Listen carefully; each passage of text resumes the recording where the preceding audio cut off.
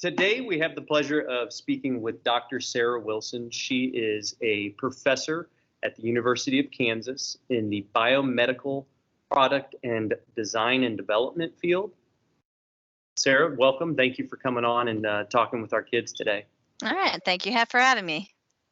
So let's talk a little bit about KU first. Obviously, you can see Rock Chalk. Rock Chalk, that's right. You see it in the background. I was there in 2010, 11, and 12, I believe, for my master's in teaching. And you have been there for how long? Since 2001. Okay. So 20 years. Years this year. That's awesome. And as a professor, you spend some of your time obviously teaching the students and then some of the time working as a researcher. Is that correct? Yeah. So 40% of my time I spend teaching, 40% I spend doing research and being an engineer, and 20% I spend doing service activities, including committee work and doing stuff like this. Okay, awesome. So when you're a teacher for KU teaching the students, are you teaching undergrad or graduate? Both. So I teach a course for freshmen in programming. I teach a course for seniors in something called control systems. So think your autopilot or your cruise control on your car. And then I teach graduate courses largely in biomechanics and control systems. Okay. And is that something where they work with the bioengineering program inside of your human motion control lab? Yeah, so the graduate students in particular, but also undergraduates will do research in our labs, doing a lot of research with human subjects. Okay, can you talk about what that human motion control lab is?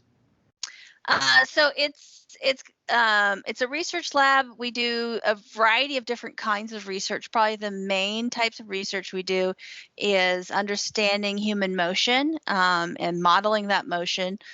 So we use motion capture systems to be able to see how people are moving in space. We use force plates to detect what forces they are exerting on say the floor or other objects.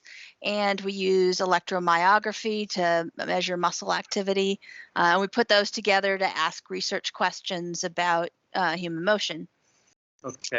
The other thing we do is medical device design. So we also build devices and instruments as well. Okay. And you specialize most of your research in low back, is that correct?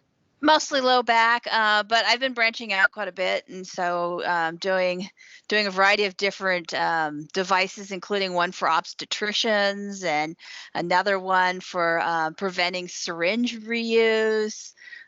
So we've been doing a variety of different things as well as just the low back research. Okay, cool. And then so as a research professor, I was looking up some of your publications, some of them. I was able to find, I believe, 75 of those either cited you or one of your publications. What's one of the more recent ones that kind of stands out as a really fun topic to research and get into? I'd say this last year, what got published, we had a couple papers, and I'm actually working on a proposal right now, looking at helping physical therapists be more consistent in the way that they practice what's called lumbar mobilization. And people may know that more from chiropractors, where they go in, they're kind of pushing on your back with a rhythmic motion and trying to both teach physical therapists and chiropractors to do that consistently, but also be able to give them feedback tools that they can use the measures from that device to understand sort of how the patient is doing in terms of their mechanics. Okay. And that would be with dealing with recovery after a injury? Yeah, so somebody who's had low back pain and is going to get, these lumbar manipulations to help sort of help the flexibility of their spine and to help relieve that pain. That might be where they would use this device. Okay, that's pretty cool. I've talked to a couple of chiropractors and a couple of physical therapists recently, so that'd be something fun for them to look into in the future. So we talked about you being a professor at KU. you studied for your undergrad in college, biomedical engineering at Rensselaer Polytechnic Institute. Yep. Can you talk a little bit about how you chose that or why you got into the field of biomedical engineering? They gave me a scholarship. That's why I went there. It is the oldest engineering school in the country and is very engineering focused. But I considered a number of universities, including the University of Idaho, because that's where I lived at the time. And that's where my brother went. But a variety of schools have engineering. And I originally was thinking I'd do an engineering undergrad and then go to medical school. So that was sort of the path I started on. But eventually I kind of decided the engineering was more interesting than the medicine. So I kept on this path of engineering. Right. So after you went there, you graduated and you went in to get your grad degree from Massachusetts Institute of Technology, correct? Yep. And more engineering schools. More engineering, exactly. What were some of the things that led you into getting your master's and then eventually your PhD? It was more being able to have independence in my research and in what I wanted to do with my career. To be able to do more creative things. I needed more education to get to that level. Right. That I could be sort of my own boss. Yeah, absolutely. So say if somebody wasn't a professor at a university for engineering with a degree in biomechanical engineering, what are some other jobs that are out there for your students once they graduate? Yeah, actually, most of my students do not become professors.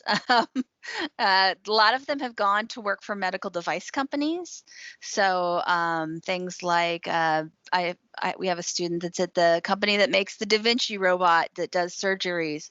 I've had students go for Johnson & Johnson and Stryker.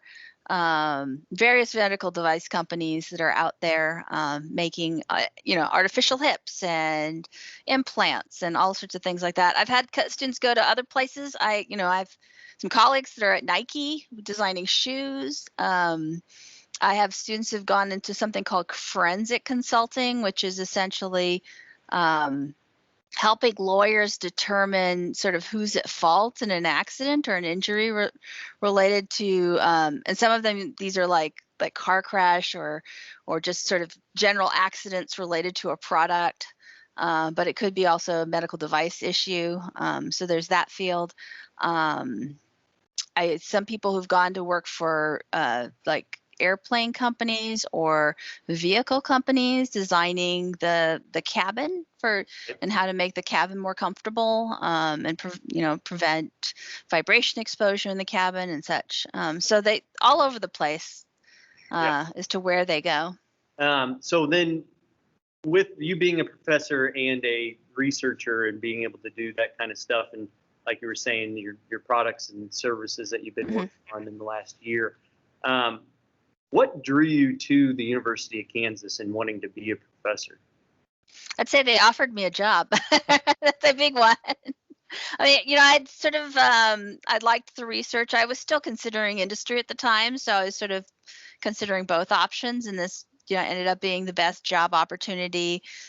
Working with some good colleagues, supportive environment. So that's sort of how I ended here, I guess.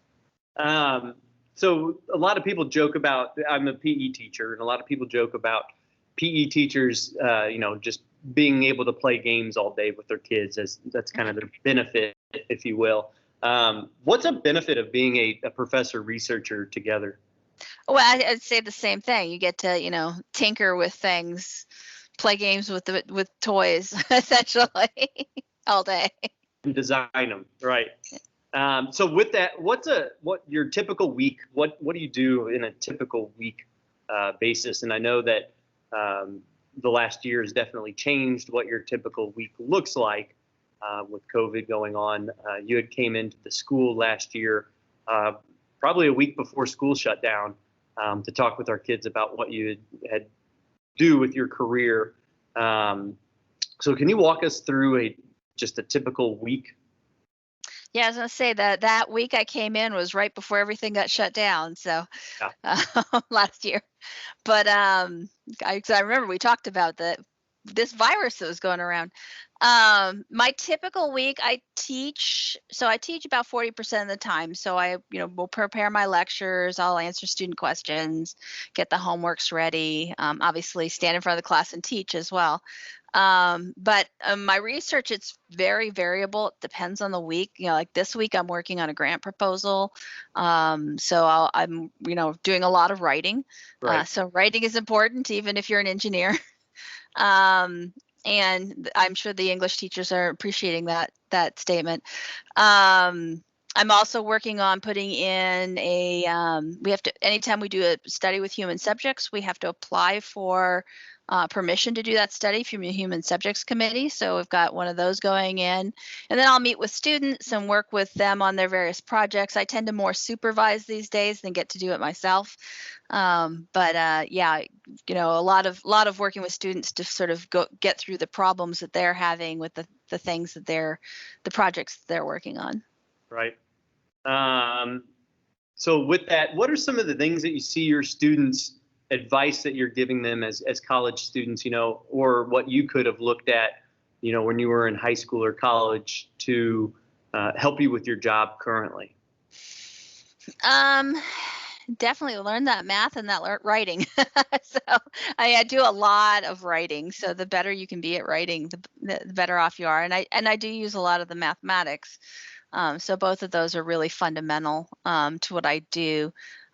Just how to communicate what your research is very important, particularly in writing. And what you want to do and trying to convince people to give you money to do it. So what all goes into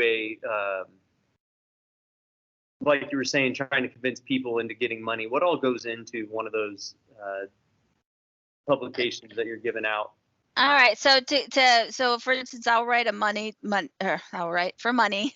I'll write for money to like the National Science Foundation or National Institutes of Health, and I'll propose to do a certain amount of research with my students, typically doing a lot of the work involved in this. And we'll write a budget that'll include salaries for those students. And usually for our graduate students, they get paid a salary and their tuition gets covered doing this research. So it's a good deal for them. We'll have to, equipment and whatever else we need to do the project. And we'll have to give a story, essentially a proposal that says, here's the problem and here's how we're going to solve it. And here's how we can show that we are capable of solving it and what we expect to receive, what we expect to see when we get our results. And so it's a narrative that you build up in this proposal to convince whoever is going to give you money that this is both important and doable. Okay. So then when you're looking at these grants, do the students mainly come up with them, or how do you determine what type of grants you're going to be writing or who they're going to be for? For the most part, I write them before the students get here. But sometimes the students, especially PhD students, will write their own grants and come up with their own funding as well. Sorry, I missed the second half of that question. Oh, but how do you determine what kind of grants you write? Yeah, usually they build upon our previous research. So, we'll finish up a research project and we'll develop some new questions off of that for the next stage. Right. So with that, are you able to think about, or do companies ever come to you with problems saying, we can't do this, can you? Yeah, sometimes it's companies. Actually, what I get is a lot of doctors come to me. So I'll get an email out of the blue from a doctor or a nurse or a physical therapist saying, I've kind of got this idea of something and I don't know how to do it. So I work with a lot of them to sort of develop their ideas. And that's where some of my crazy different projects have come from, has been an MD or a nurse that has said, or a PT who said, this would be really useful to do, but I don't know how to make this work. Do you have an idea of how we might make it work? Okay, that's pretty interesting to see that come together from a industry perspective, saying, I have this problem, and then how do I get it to create, because they are the medical doctor or the whatever that is treating but doesn't have the solution. What's a product that you use in your daily life that helps you with either teaching or in research? So there's one thing I've been playing with recently that high school students can use. It's called an microcontroller, and there's particularly one that I teach with, and I've actually used it in my research, called an Arduino. And they're available at the high school level and even the middle school level, Okay. to really sort of get programs and read sensors and put them all together. So we've been playing with that quite a bit, and that might be sort of a fun thing that even a high school student or a junior high school student could play with and check Right. out.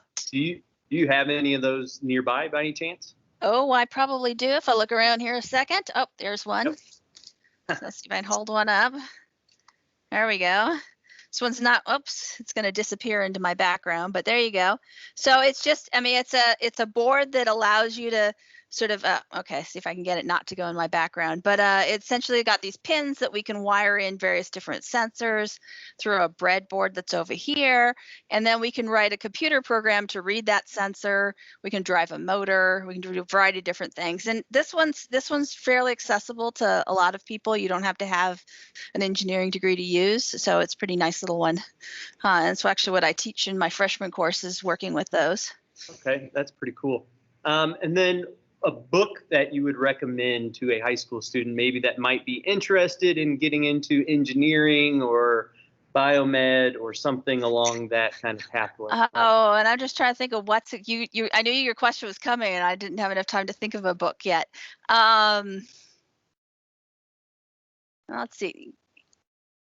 You know, just some of the books about great scientists, like there's and engineers that are sort of interesting. You know, reading about Feynman and his in physics, and trying to think about, you know, some of the women in NASA and some of the stuff that they've been doing. There's some interesting books about them recently. Yeah, you just sort of, I think those might be sort of interesting, and I can't think of any titles off the top of my head, but yeah, so the autobiographies of some of of these engineers and how they found their careers might be an interesting way to get to know more about sort of what could happen and what you could do. Yeah. The different types of fields and stuff that are out there. Last time when you were here last year, you talked about the Society of Women's Engineers. Mm-hmm. Talk with us a little bit about that as well. There are a couple societies that are oriented towards groups that are maybe not as well represented in engineering, women being one of them. So there's the Society of Women Engineers. There's also, there's one for African American engineers. There's one for Hispanic engineers. NSBE is the one for African American engineers. And I can't remember what National Society for Black engineers maybe is what it is. Okay. But yeah, there's a variety of different organizations to provide support if you find yourself underrepresented in the population and you want to find others like you. There are also general societies for you know, say mechanical engineers. Is the American Society of Mechanical Engineers. There's the Biomedical Engineering Society that support everybody, and are places you can go for more information about the fields. Awesome. And then can you give us a plug for KU? Why should a future student want to go to KU? Because it's so pretty, right? I'm sorry. I'm definitely looking nice here today. Fake background, but you know, it's a school where you would have some choices as degrees. I went to schools that were almost all engineering, so if I had ever decided to change my major, I would have had a tough time. But you know, KU has a lot of different choices.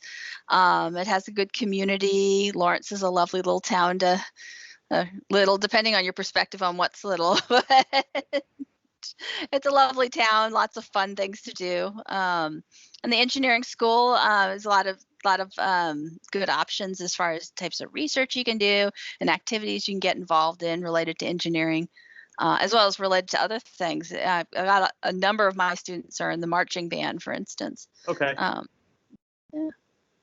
So with biomedical engineering, what are some of the other types of engineer pathways out there that at KU? Yeah, so mechanical engineering, electrical engineering, chemical engineering, and we have aerospace and civil and environmental engineering, architectural engineering, and computer engineering. I think I got them all. Those are sort of all your undergrad degree choices.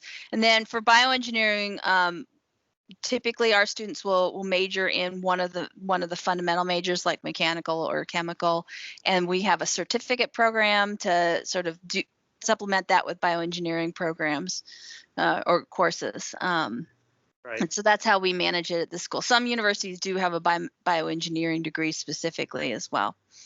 And then we have graduate degrees in bioengineering. All right. And sometimes they call it biomedical engineering. It's the same thing. Right. So two just kind of fun off the topic questions. One, what's your favorite medical TV show? Oh, what's my favorite? I don't watch a lot of television, so that's not easy. I always like the ones that have a lot of forensics. So so more of the crimey ones like NCIS and things like that, where they're trying to figure out who done it, kind of thing. So that's sort of medical, but it's pathology. But falls into it. Yeah. And then the last question I'm going to ask you is, if you don't like blank, then biomedical engineering school is not for you. Math. Math. Math. Simple. That being said, math is hard, and nobody should say it's not hard. So if you find it hard, that doesn't mean you're not good at it. Right. Everybody finds it hard at first. Yeah. And then if you have last one is, if you have a quote or a type of passion for engineering, specifically to what gets you kind of excited about research or something like that. I think if you like to tinker, if you like to build stuff, you like to make stuff, whether it's like tinkering with your car, you like sewing clothes, or all sorts of things like crafts and things like that. There's a lot of that to engineering, is sort of figuring out how to put something together. Awesome. Well, thank you so much for your time. I know you got a lot of work to get back to. We really appreciate you being able to spend your day with us, and hopefully we will have some students heading your way eventually in the next couple. All right. Rock chalk again.